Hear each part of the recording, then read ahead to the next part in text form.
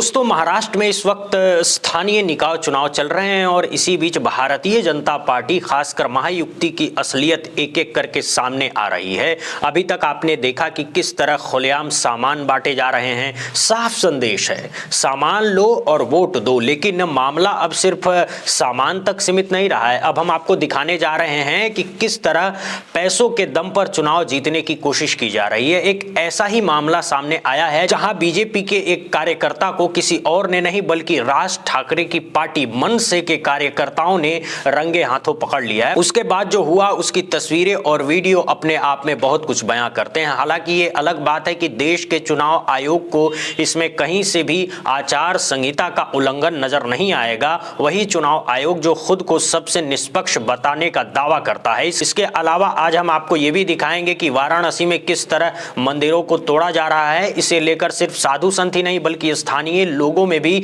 भारी नाराजगी है। अब तो शंकराचार्य ने भी इस मुद्दे पर खुलकर मोर्चा खोल दिया है। उन्होंने जो कहा है उसे हर उस व्यक्ति को सुनना चाहिए जो खुद को वास्तव में सनातनी मानता है, ना कि किसी राजनीतिक पार्टी या नेता की चरण वंदना करने वाला तथाकथित कट्टर सनातनी। अगर आप सच में सनातन धर्म की चिंता करते हैं तो शंकराचार्य की बातों को नजरअंदाज नहीं कर सकते हैं। एक तरफ मैकाले को लेकर बड़े बड़े भाषण दिए जाते हैं, इतिहास का हवाला दिया जाता है, लेकिन आज हम आपको दिखाएंगे कि उसी पार्टी के नेता और एक राज्य मंत्री किस तरह अश्लील नृत्यों में कला खोजते नजर आते हैं। अगर बात सिर्फ कला तक सीमित रहती तो शायद सवाल नहीं उठते, लेकिन यहां तो भगवानों पर आपत्तिजनक टिप्पणियां तक कर दी जाती है। दावा किया जाता है कि इससे किसी की भावना आहत नहीं होगी और हैरानी की बात यह है कि पुलिस की मौजूदगी में खुलेआम धमकियां दी जाती है।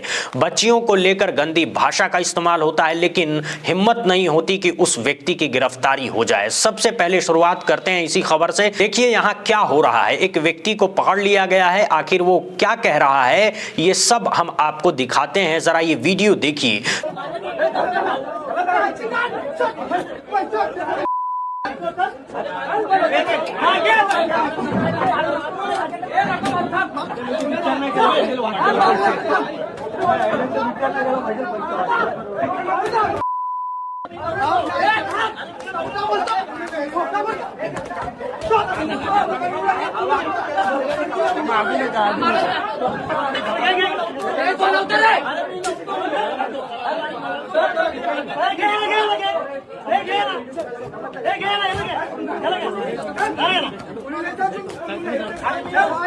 जो लोग यहाँ पिटते हुए दिखाई दे रहे हैं वो बीजेपी के कार्यकर्ता हैं और जो उन्हें पकड़ रहे हैं वे मनसे के कार्यकर्ता हैं।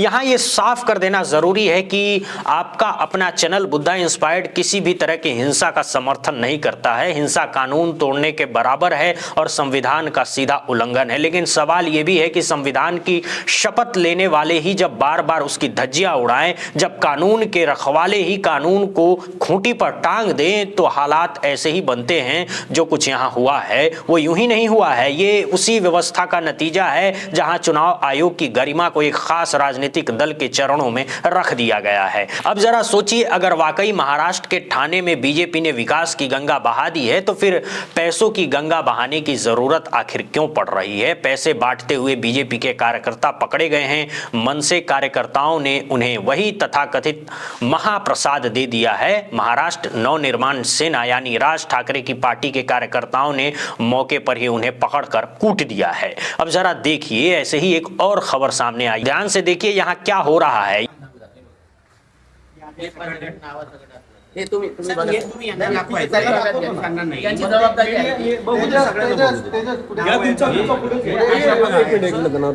अशा पद्धतीची यादी असते आणि कोणाला कोणाला पैसे दिले ते टिक केलेलं आहे याच्यावर ए आणि बी. हा हे बघा नाव आहे, हे सगळं टिक केलेलं आहे. ते त्यांचे नंबर आहेत, मतदान क्रमांक आहे, मतदाराचं नाव आहे, पैसे दिल्याचे टिक केलेले आहेत आणि टीआयपीएलचे कर्मचारी पैसे वाटायला भाजपतर्फे फिरतायत. महानगरपालिकेचा कर्मचारी ये ठाणे नहीं बल्कि पनवेल की खबर है। यहाँ भी विकास इतना जबरदस्त बताया जा रहा है कि नगर सेवक बनने का मौका पाने के लिए लोगों को पैसे बांटे जा रहे हैं। आरोप है कि यहाँ भी बीजेपी की तरफ से खुलेआम पैसे बांटे गए हैं। आपको याद होगा कि बिहार में महिलाओं के खाते में 10-10 हजार डालने का प्रयोग किया गया था। उसी के बाद इन्हें समझ आ गया कि चुनावी खेल कैसे खेलना है। असम में भी ऐलान कर दिया गया है कि महिलाओं के खातों में पैसे डाले जाएंगे। और याद रखिए, असम में भी इसी साल चुनाव है। अब देखिए, महाराष्ट्र में भी वही खेल बिना किसी डर के खुल्लम खुल्ला खेला जा रहा है। लेकिन अगर देश के चुनाव आयुक्त के चेहरे पर जरा भी शिकन आ जाए तो मान लेंगे कि उन्हें कुछ फर्क पड़ता है। ये तस्वीरें भी सामने आई थी। अब तक क्या कार्रवाई हुई, कोई बताएगा?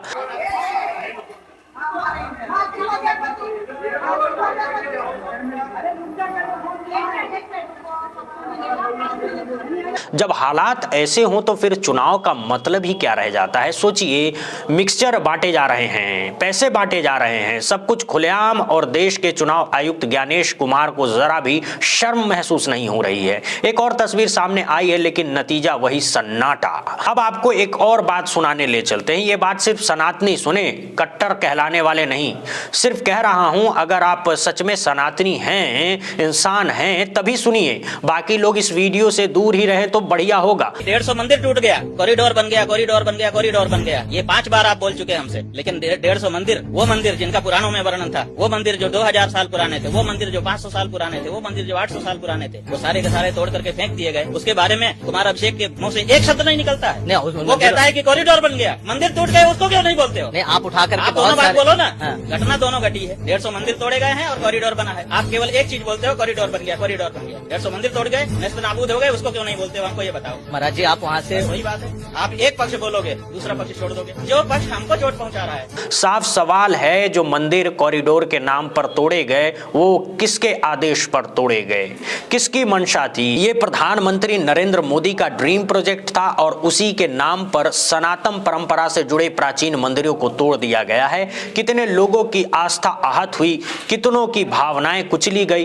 तभी तो कहा जाता है कि ये नकली सनातनी हैं। इन्हें न धर्म से मतलब है, न देश से, न महिलाओं के सम्मान से, और ना ही किसी मानवीय संवेदना से। इन्हें सिर्फ अपने सपने पूरे करने हैं, और जब कोई सवाल पूछे, जब कोई विरोध करे, तो उसे कुचलने के लिए उत्पात पर उतर आते हैं। शंकराचार्य ने इस पूरे मामले में एक एक धागा खोल दिया है। अब कोई है जो इन सवालों का सीधा जवाब दे सके? अब आइए प्रधानमंत्री की उस बात जिसकी चर्चा हमने 2 दिन पहले भी की थी। प्रधानमंत्री मैकाले को लेकर ज्ञान दे रहे थे। बड़े विस्तार से बताया जा रहा था कि मैकाले ने क्या किया, क्या नहीं किया, शिक्षा व्यवस्था में कैसे बदलाव किए गए और किस तरह शिक्षा के जरिए समाज में विभाजन पैदा किया गया। तमाम कहानियां सुनाई जा रही थी, मानो आज की सारी समस्याओं की जड़ वही हो। अब जरा इस खबर को पढ़िए। बैकुंठपुर में पत्रकारों के सवाल पर एक मंत्री ने जो जवाब दिया, उसे अटपटा कहा जा रहा है, लेकिन सच कहें तो अटपटा नहीं बल्कि सीधी बदतमीजी है। सवाल था अश्लील नृत्य को लेकर। मंत्री का जवाब था,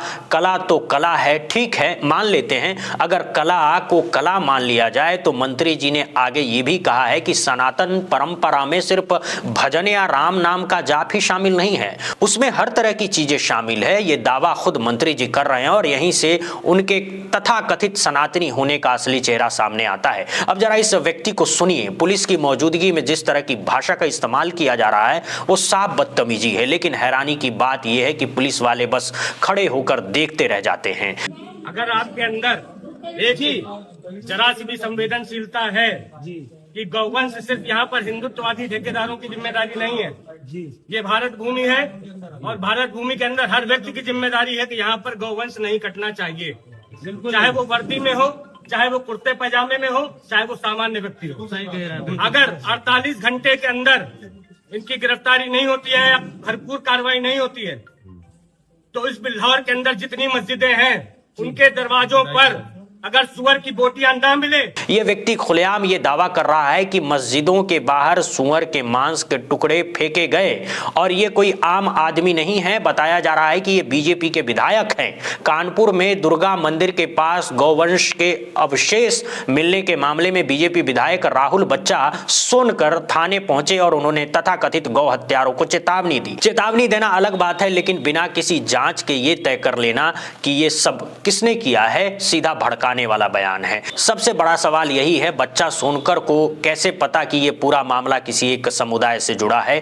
किसने ये अधिकार दे दिया कि बिना जांच, बिना सबूत सीधे आरोप लगा दिए जाएं? अगर यही तरीका है तो फिर पुलिस, ईडी, सीबीआई जैसी जांच एजेंसियों की जरूरत ही क्या है?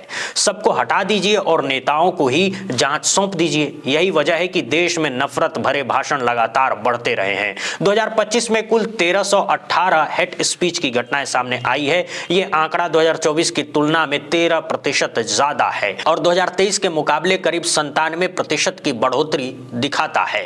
रिपोर्ट में साफ कहा गया है कि इसमें से ज्यादातर बयान मुसलमानों के खिलाफ जहर उगलने वाले थे। और जाते जाते एक और खबर, जिन घरों को ध्वस्त करने के लिए चिन्हित किया गया है वो रहने वाले लोग कह रहे हैं हम तो बीजेपी के समर्थक हैं भाई, फिर हमारे खिलाफ कार्रवाई क्यों हो रही है? यह खबर बरेली से है, जहां करीब 300 घरों पर बुलडोजर चलाने की तैयारी की जा रही है। अब लोग हैरान हैं कि सत्ता से नजदीकी के बावजूद उन्हें भी नहीं बख्शा गया है। सच्चाई यही है, ये व्यवस्था किसी को नहीं बख्शती, नंबर सबका आता है। बहुत बहुत धन्यवाद दोस्तों, बहुत बहुत शुक्रिया।